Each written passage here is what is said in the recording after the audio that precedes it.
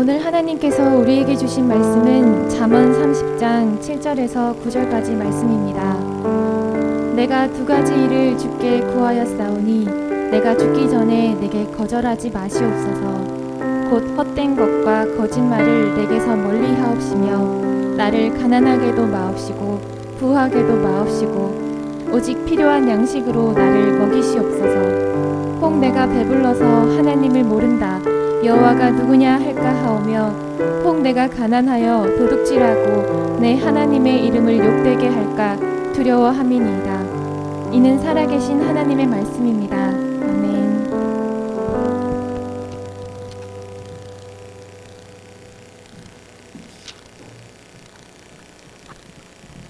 할렐루야.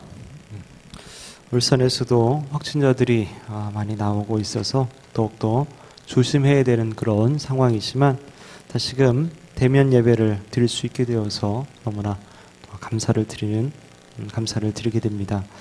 50명 인원 제한을 두면서 저희들이 이제 예배를 드리는데 보니까 좀 더 와도 될 것 같아요. 그죠? 지금 한 20명 좀 25명쯤 되려나? 예. 좀 더 오셔도 됩니다. 예. 그래서 50명이 넘으면 이제 여기 유아 유치부실 또 이렇게 아동부실 아니면 저기 잠옷실도 있고 해서 그렇게 해서 좀 나누어서 이제 예배를 드리게 되고 또 거리 유지와 또 마스크 착용 또 소독 등의 방역 수칙을 잘 지키면서 우리가 예배를 드리게 됩니다. 바라기는 계속 이렇게 대면 예배를 드릴 수 있었으면 좋겠습니다.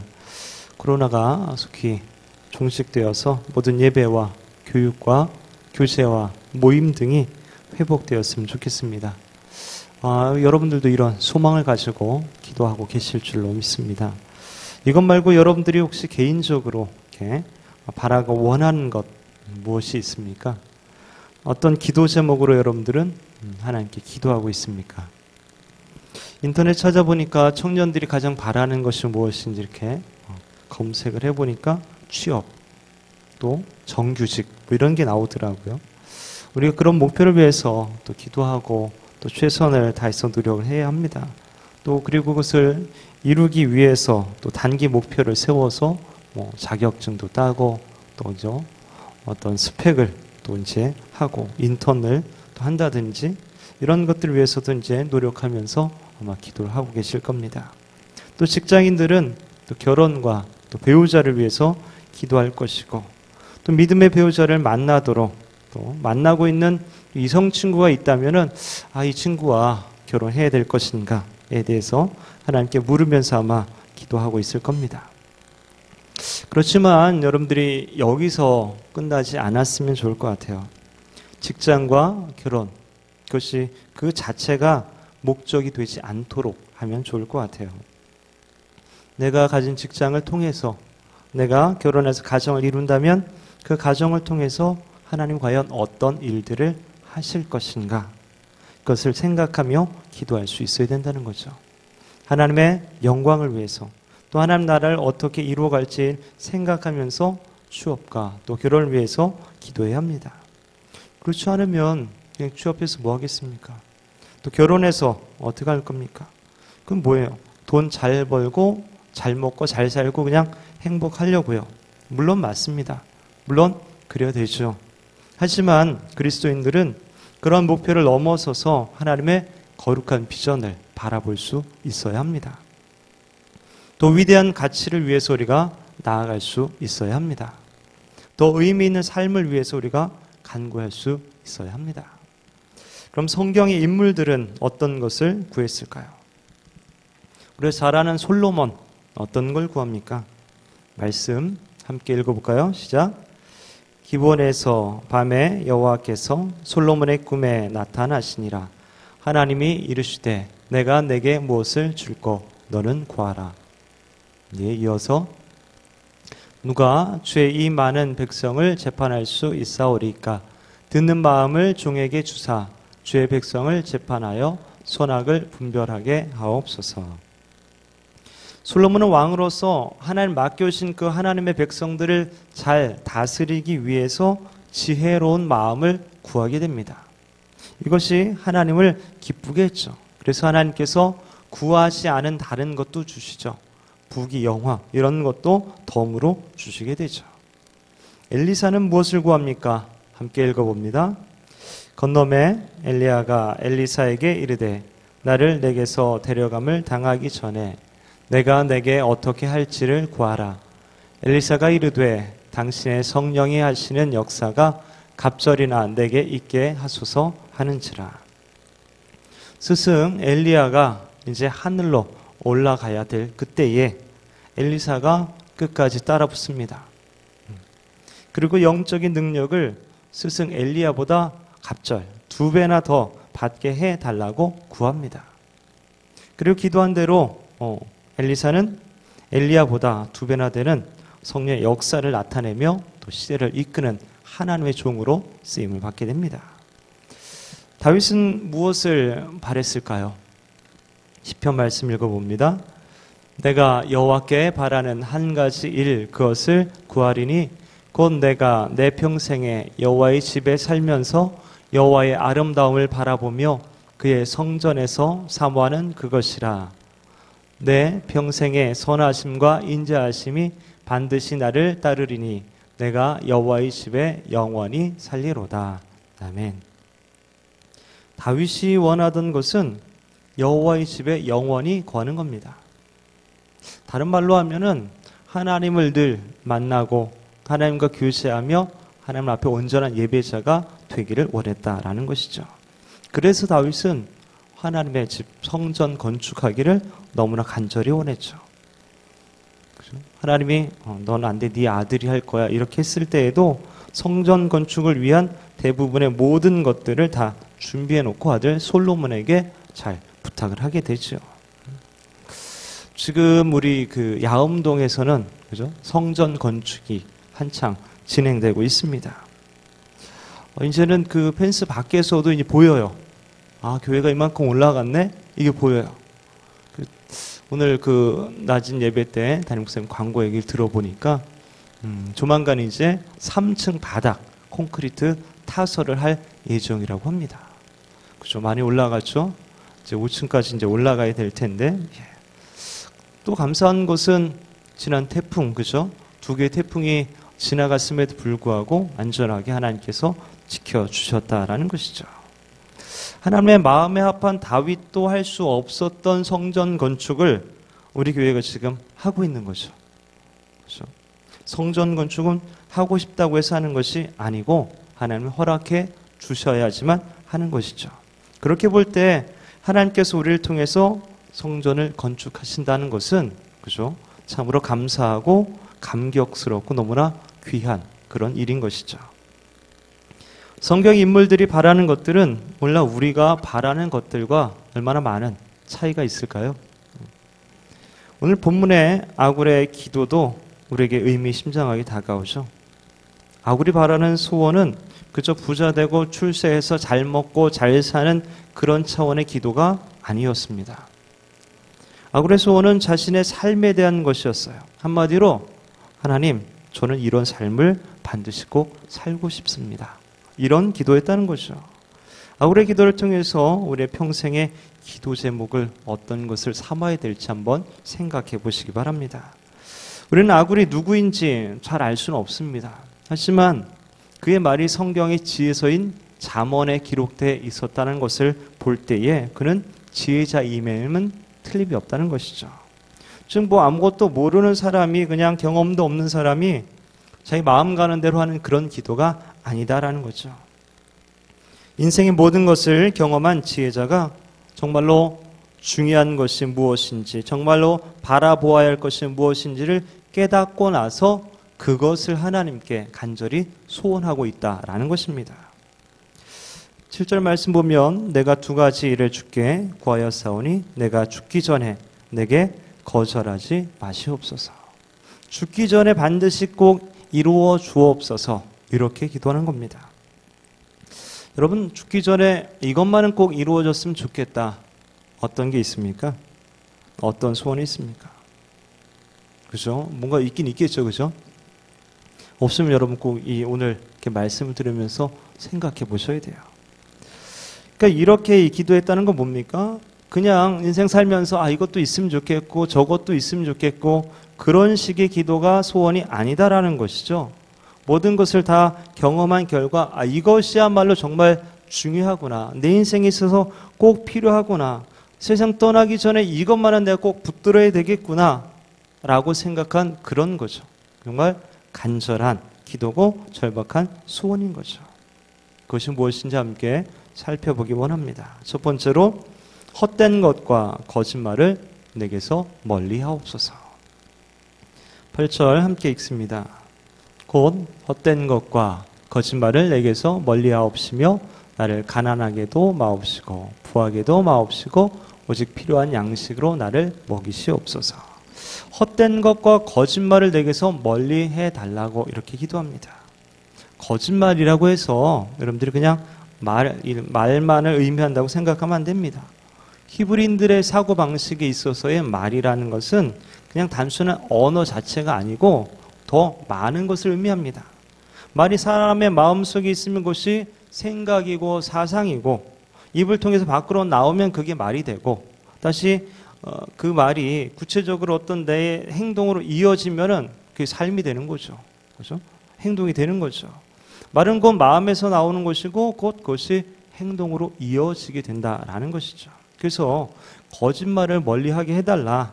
이 말은 그냥 거짓말 안 하게 해달라는 것이 아니라 내 생각과 내 말과 내 행동, 내 인격 전체에 거짓이 없게 해달라. 이런 의미로 볼 수 있는 것이죠. 다시 말하면 하나님 앞에 내가 진실하기를 원합니다.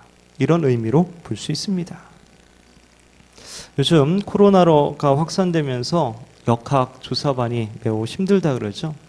끝이 보이지 않는 싸움을 하고 있다. 이런 기사도 있더라고요. 신규 확진자가 세 자리 숫자를 이제 유지하면서 기존에 하던 그런 일들이 3배나 늘었대요. 보건소에서 역학조사 담당하는 분들의 업무량이 3배나 늘었다고 합니다. 근데 거기다 더 힘든 것이 뭐냐면 이렇게 막 욕하는 사람들이 그렇게 많대요. 자기 승질 난다고 막 욕을 한다는 거죠. 또 힘들게 하는 사람은 거짓말하는 사람.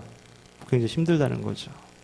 동선을 숨기고 거짓말하는 것 때문에 이 역학조사반이 퍼즐 막 맞춘대요. 여기서 막 이렇게 짜 맞춰가고 때로는 직접 현장 가가지고 거기 기록이 남은 거를 조사하고 CCTV를 분석하고 막 이렇게 해야 된다는 거죠. 계속 힘들게 어렵게 하고 있다는 거죠. 그러면서 어떻게든 확산세를 조금이라도 막아야 한다는 그런 사명감으로 하루하루를 감당하고 있다고 합니다.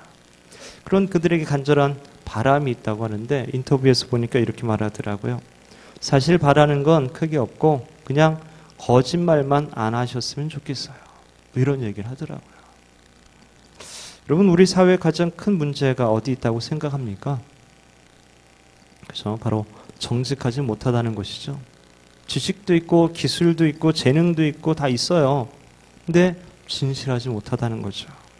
어느 설문조사에 보니까 우리나라 사람 중 63% 정직하게 살면 잘 살 수 없다라고 이렇게 생각을 하고 있다라는 것이죠. 진실해서 제대로 살 수 없는 나라. 이게 사실이라면 참으로 그죠? 암담하고 안타까운 그런 이야기죠. 이 땅의 기독교인이 약 20%라고 하는데 실제로 이렇다면은 그죠? 굉장히 부끄러운 일이죠. 가끔 그리스도인이라고 하는 정치인들이나 또 경제인들 또 때론 연예인들이나 뭐 요즘엔 목사라고 불리는 어떤 분들까지도 거짓말하게 되는 것을 종종 보게 되죠. 안타까운 일입니다. 차라리 명예를 잃고 돈을 잃고 욕을 먹고 감옥에 가고 그렇게 진실하게 사는 게 훨씬 낫진 않을까요? 독립운동의 대부인 도산 안창호 선생은 거짓말에 대해서 이렇게 말합니다. 거짓이요. 너는 내 나라를 죽인 원수로구나. 내 평생에 죽어도 거짓말을 하지 아니하리라. 이분이 평양에 세운 대성학교의 교육 목표는 정직이었다고 합니다.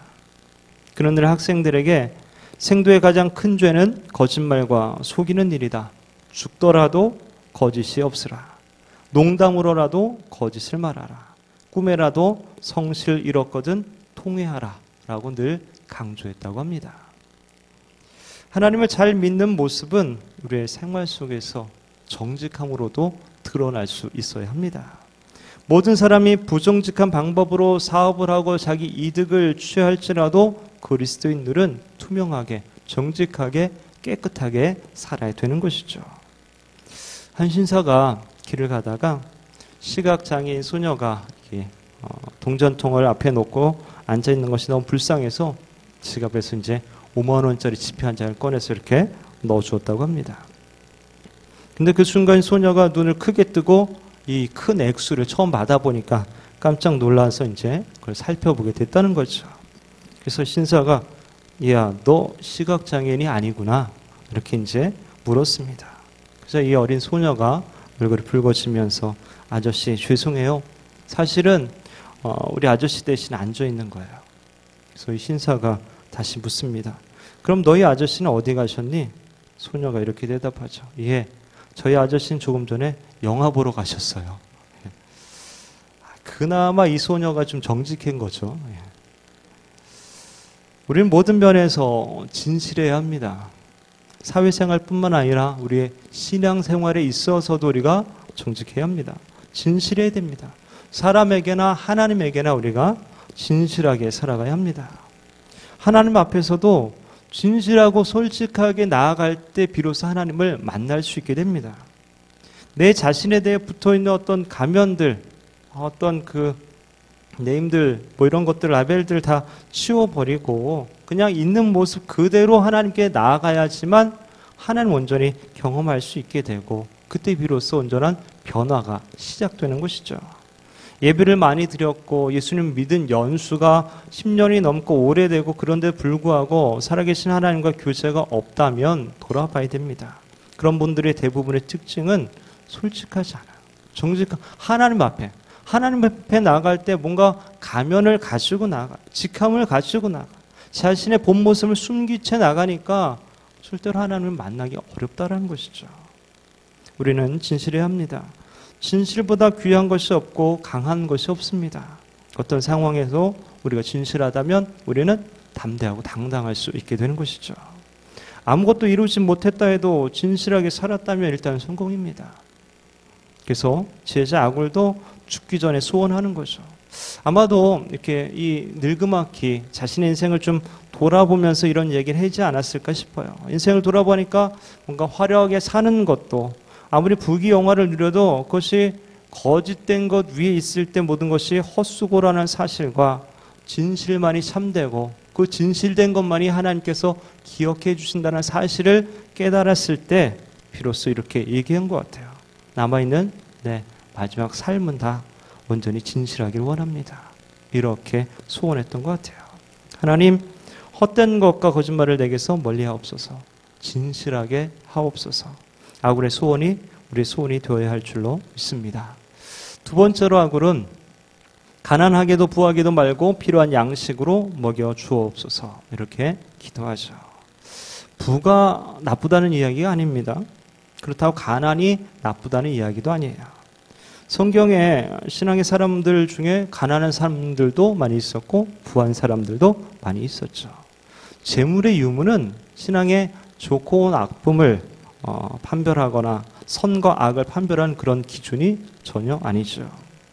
근데 왜 아굴은 가난하게도 부하게도 하지 말아 달라고 했을까요?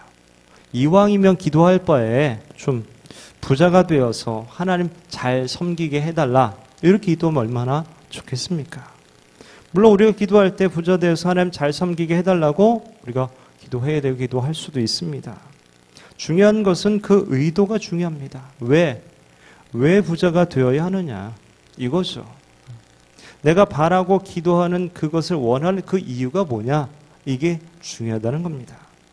9절에 보면 혹 내가 배불러서 하나님을 모른다 여호와가 누구냐 할까오며 혹 내가 가난하여 도둑질하고 내 하나님의 이름을 욕되게 할까 두려워함이니이다. 아굴은 부하게 하지 말아달라고 했습니다. 다른 사람 몰라도 자신이 부자 되면 하나님을 모른다고 할 가능성이 많다라고 스스로 느꼈던 것 같아요. 아니면 부하면 교만해지고 하나님과 멀어진 사람들을 주변에서 수없이 많이 봤을지도 모릅니다. 그래서 차라리 그럴 바에 부자가 되지 않는 것이 좋겠다라고 생각했던 것 같아요. 신명기 말씀에도 부한 것에 대해서 경계합니다. 내가 먹어서 배부르고 아름다운 집을 짓고 거주하게 되며 또 내 소와 양이 번성하며 내 은금이 증식되며 내 소유가 다 풍부하게 될 때에 내 마음이 교만하여 내 하나님 여호와를 잊어버릴까 염려하노라. 디모데전서에서도 이렇게 경계를 주고 있습니다. 부하려 하는 자들은 시험과 올무와 여러 가지 어리석고 해로운 욕심에 떨어지나니 곧 사람으로 파멸과 멸망에 빠지게 하는 것이라. 돈을 사랑함이 일만하게 뿌리가 되나니 이것을 탐내는 자들은 묘을 받아 믿음에서 떠나 많은 근심으로써 자기를 찔렀도다.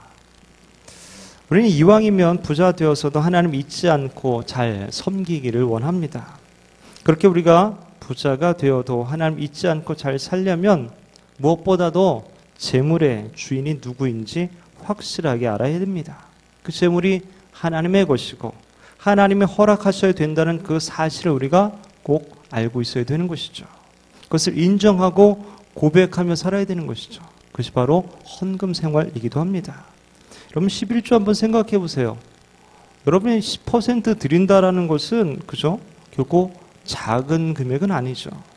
근데 그것을 11조를 하나님께 드리려면 어떻게 됩니까? 먼저 모든 재물이 하나님 것이고 하나님께서 허락해 주셔서 내가 그 돈을 벌 수 있다는 그런 고백이 있어야 돼요. 그런 고백 없이 아까워서 어떻게 드립니까? 일터를 허락하시고 이를 감당할 수 있는 건강 주시고 감당할 수 있는 또 필요한 재능을 허락해 주셔서 결국 돈을 벌 수 있게 된 것이죠. 그런 고백을 담아서 하나님께 헌금으로 드리는 것이죠.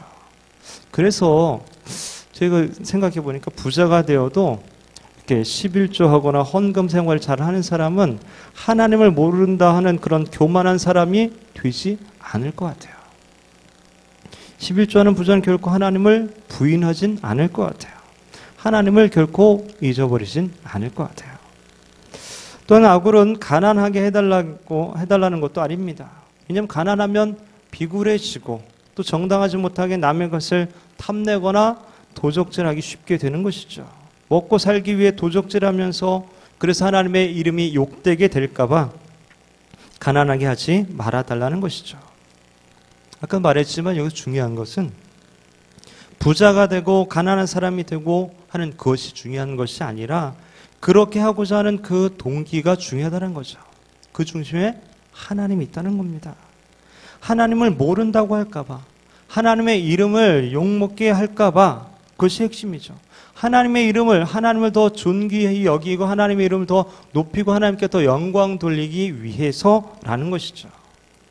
혹시라도 하나님의 영광을 가리울까봐 너무 부하면 부해서 너무 가난하면 가난해서 하나님 이름 욕되게 하지 않을까? 이게 걱정인 거죠. 그래서 가난하게 부하기도 하지 말아달라는 거예요. 하나님의 주인 삼고 그분을 신뢰하고 순종하면서 그분과 친밀히 동행하는 그 삶을 방해받을까봐 그런 거예요. 하나님을 구하며 그분이 목적이 되어야 되는데 부자 되는 것이 목적이 될까봐 가난에서 벗어나는 것이 목적이 될까봐 그런 거예요. 가난하든 부하든 그것은 하나님의 영광이 드러내는 도구로서 사용하도록 우리가 구해야 하는 것이죠. 자, 그렇다면 이제 여러분 생각해 보세요. 여러분들의 소원은 무엇입니까? 이 시간 하나님께서 소원을 말해봐 이렇게 하실 때 여러분들은 뭐라고 말씀할 수 있겠습니까? 다른 질문으로 하면 여러분들은 어떤 삶을 살고 싶습니까? 내가 한평생 추구하며 따라가야 할 진정 값진 소원은 어떤 것입니까? 좀 더 본질적인 것들을 생각하고 또 영적인 유익을 주는 것들을 생각하세요. 그리고 하나님의 영광을 위해서 그것을 구하시기 바랍니다. 제가 좋아하는 찬양 중에 이런 찬양이 있어요. 삶의 작은 일에도 라는 찬양. 원래 제목이 소원이라는 제목이에요. 가사가 너무 좋죠. 찬양 부를 때마다 이렇게 살아야지 하는 그런 소망을 갖게 됩니다. 삶의 작은 일에도 그 마음 알기 원하네. 그 길, 그 좁은 길로 가길 원해. 나의 작음을 알고 그분의 크심을 알며 소망 그 깊은 길로 가기 원하네. 저 높이 솟은 산이 되기보다 여기 오름직한 동산이 되길, 내 가는 길만 비추기보다는 누군가의 길을 비춰준다면 내가 노래하듯이 또 내가 얘기하듯이 살길, 나 그렇게 죽기 원하네. 삶의 한 절이라도 그분을 담기 원하네. 사랑, 그 높은 길로 가기 원하네. 그 좁은 길로 가기 원하네. 그 깊은 길로 가기 원하네.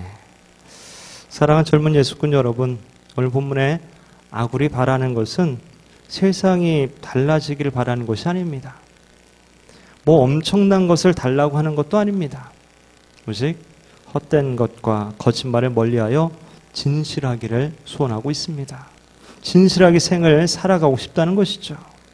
그리고 하나님 높이고 싶어 하는 겁니다. 하나님 잊지 않고 동행하면서 하나님의 영광을 돌리며 살고 싶어 하는 것이죠. 그렇게 하나님만을 존귀하게 하는 것이 그의 소원이었습니다. 바라기는 이런 아름다운 소원을 가지고 살아가는 저와 여러분 되시기를 주의 이름으로 축원합니다.